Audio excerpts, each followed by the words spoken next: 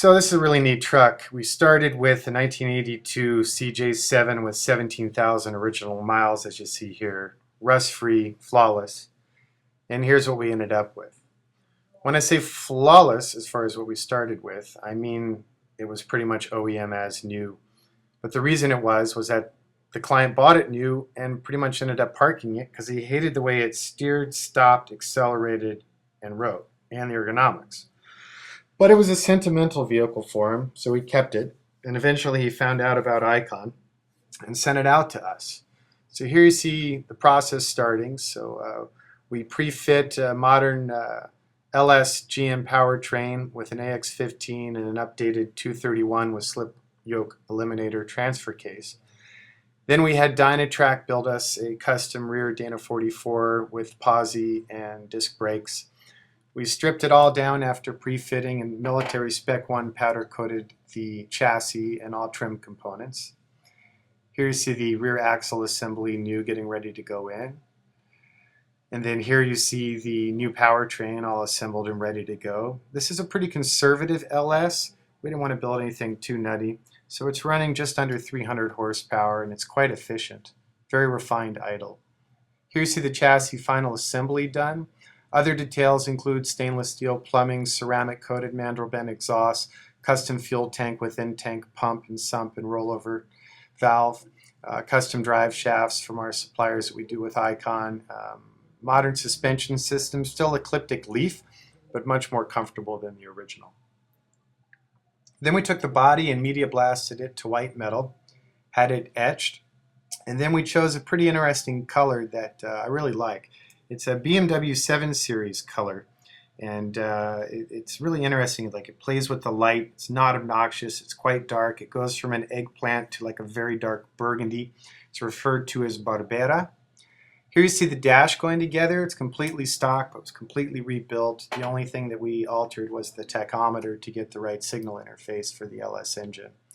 We did a custom wire harness stem to stern. We enhanced the brake master and booster, clutch assemblies all McLeod. All lighting is LED diodes, including the tail lights, marker lights, and headlights. We fit custom bumpers, actually store-bought custom, and then these side sliders we hand-built for the client. It's a really neat little truck. I've spent a lot of time because my wife, when I first met her, had a stock CJ7, and I'm not really a big fan, but this truck just totally transitions that whole experience. We kept it pretty moderate. You know, we did BF Goodrich all-terrains, 265 7017s on the ATX Teflon-coated American Racing rims. That front bumper is the without winch, but you could add one with ease. The truck actually only has 17,500 or so miles on it now. So from this point forward in the video, I'm showing you images of it in its current condition, but it's hard to tell because it's pretty much identical with the original Glory shots. The steering system was updated to a variable ratio Tom Lee steering box system. All the arms and ends are OEM, but all brand new. This engine is supplied by the same supplier we use for all Icon, which is Turnkey Engine Supply. They're great because they allow us to pick from all the new latest tech GM components, but we can sort of pick and choose on displacement and get a lot more freedom to dial it in than you would with the straightforward OEM applications. We added a nice audio system. We did the Alpine head unit that's designed pretty much with the iPod interface in mind. So it's the IDA-X SO5BT. So it's AM, FM, and satellite. There you see those LED taillights, really a nifty product. They also have reverse lights that are kind of hard to see right here, but trust me. We did Tuffy cabinets in the rear cargo area that also include the speaker housings, which is kind of neat. And then also underneath the tailgate, when you drop it down, there's a false floor with a hidden storage locking drawer by Tuffy, as well as the glove box is the locking Tuffy. Those door panels we redesigned and covered in the Mercedes MB-Text vinyl. The seating are the same we use in the FJ Icon, and those also are in the MB-Text plus the Chilowich inserts. We also did carbon fiber 4-stage seat heaters. On the IP, we did this center dash panel. We hand built it in steel. The original plastic one was a wee bit cheesy. We added a traditional looking underdash AC system to complement the factory heat defrost, but it's actually running the modern style refrigerant, and it's mated all the modern GM components plus a custom evaporator and condenser. Tuffy center console as well, I almost forgot about that. We also, when we do the Chilowich, like in the production icons, we built a set of custom mats that are rubber backed with the Chilowich on the top, and it's hemmed in the MB-Tex vinyl. Here's a close-up of the audio.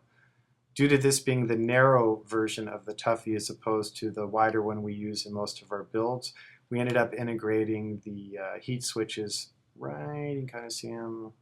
There's one, my wallet's hiding the other one, but they're in the front plane of the console. The entire body, before it was reassembled after the paint was heat cured, was coated in polyurea. So the underside of the tub and fenders, every square inch was 3M seam caulked and polyurea coated. It's heat cured. There's that storage bin I was talking about, and you can also see here that on the inside of the tailgate and on the inside of the body tub floor, that's all Line-X coated as well. So the owner buried a lot of money into this build. This is a really unique opportunity for someone who's in and looking for a higher end CJ. There you see the hand-wrapped MB-Tex padded roll bar pads in the Alcantara headliner we built for him. So over $120,000 was invested in this build, and at the time we warned the client of such an investment in a CJ and said, you know, the market's probably not going to sustain that if you go to sell it like it can for the FJs and more obtuse builds. So we really recommend, if you're going to do this, it better be something you're kind of looking at as an heirloom that you're never going to sell. So he said, yep, that's exactly how I'm looking at it. But here we are, a couple years later. He's fallen in love with the Icon FJ40, and he's decided to let the CJ go and to build a FJ40 for us. Pardon the dirty engine bay. I'll have that cleaned up prior to delivery. So thanks for your time. Thanks for watching. Reach out if you have any further questions. This truck's just going for sale here in the beginning of January 2003. It's got to be the nicest, most detailed custom CJ7. Thanks.